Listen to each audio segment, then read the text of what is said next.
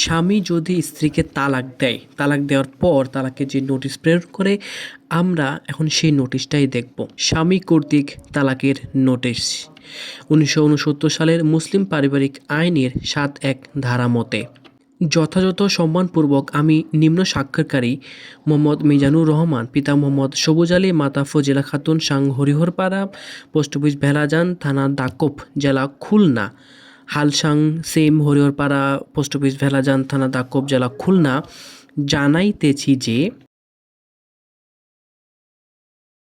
বিগত 12/12/24 খ্রিস্টাব্দ তারিখ নিকানামা মূলে তালাক গ্রহীতা আপনি আঞ্জুমান আরা, পিতা ফখরুল হামিদ, মাতা করিমুন্নেসা, সাং হরিহরপাড়া, পোস্ট অফিস ভেলাজান, থানা দাকোপ, জেলা খুলনা, হালসাং হরিহরপাড়া, পোস্ট অফিস ভেলাজান, থানা দাকোপ, জেলা খুলনা এর সহিত আমার বিবাহ হয়। বিবাহের পর থেকে সংসারে অমনোযোগী, মিথ্যা তথ্য দিয়ে এবং তথ্য গোপন করে বিবাহ কার্য সম্পাদন করা, উগ্র মেজাজ, হুমকি দেওয়া, যাহা শরীয়তের সম্পূর্ণ পরিপন্থী বিধায় অদ্য 25/12/25 তারিখে আমি নিম্ন স্বাক্ষরকারী স্বেচ্ছায় সজ্ঞানে সুস্থ মস্তিষ্কে অন্যের বিনা প্ররোচনায় আপনি আঞ্জুমান আরাকে 3 তালাকে বায়ান প্রদান করিয়া বৈবাহিক সম্পর্ক ছিন্ন করিলাম। তাই 1961 সালের মুসলিম পারিবারিক আইনের ৭(১) ধারা মতে আপনাকে অবহিত করানো হলো। অবগতি ও প্রয়োজনীয় কার্যক্রমের জন্য অনুলিপি প্রেরণ করা হইল।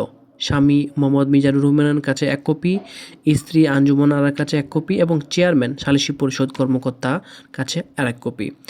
ইনি নিবেদন করছেন, স্বাক্ষর থাকবে এবং শনাক্তকারী যাকে। এরপরে এই নোটিশটা চিঠি আকারে পাঠাতে হবে। চিঠি আকারে থাকবে, বাংলাদেশ ডাক বিভাগের মাধ্যমে এটা প্রেরণ করতে হবে। প্রেরকের নাম, ঠিকানা লিখতে হবে। লেখার পরে সব কিছু উল্লেখ করতে হবে। এরপরে প্রাপ্তি স্বীকারপত্র পূরণ করতে হবে। প্রাপ্তি স্বীকারপত্র সঙ্গে থাকবে এবং প্রাপ্তি স্বীকারপত্রের সবথেকে গুরুত্বপূর্ণ জায়গা হচ্ছে প্রাপকের স্বাক্ষর। এই যে প্রাপকের স্বাক্ষর দেখা যাচ্ছে এখানে, প্রাপক এটা স্বাক্ষর করবে, তাহলেই এইটার প্রথম কার্য সম্পন্ন হবে। এবং এই প্রাপ্তি স্বীকারপত্রের একটা কপি আমরা এখানে দেখাচ্ছি।